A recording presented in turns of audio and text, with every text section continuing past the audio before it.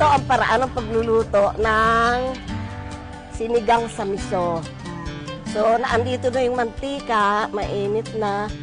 Ang una natin ay luya. Kasi igigisa siya para lumabas yung katas niya. After na medyo mapula-pula na siya, saka natin isusunod yung bawang.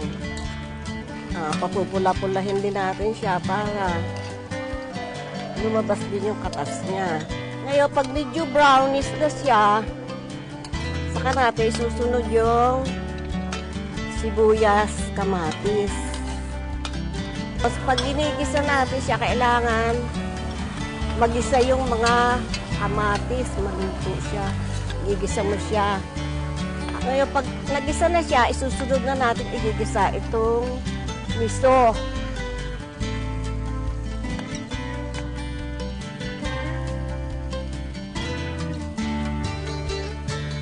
Lalagyan na natin ng pinakasabaw. Kalahati lang. Okay.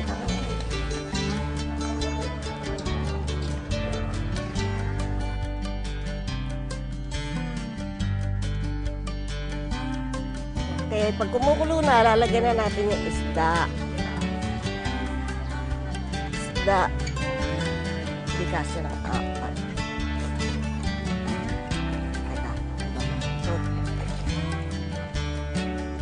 Ito, sampalok. Kasi kailangan niya medyo maasim.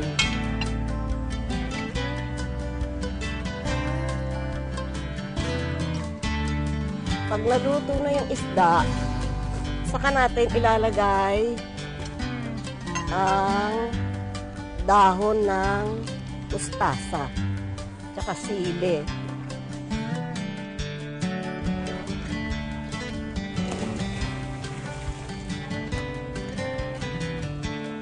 So, ayan po ito po yung madalas na ino-order ng mga customer namin.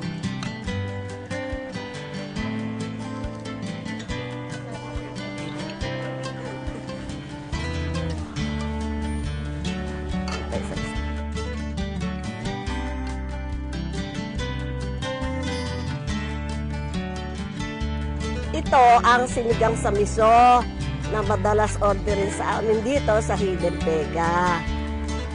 Kaya tikman nyo naman kung okay sa inyo. Dayan, Albus at Jules.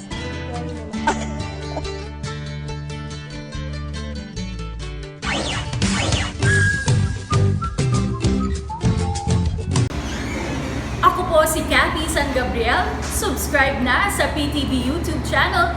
I-click lang po ang subscribe button.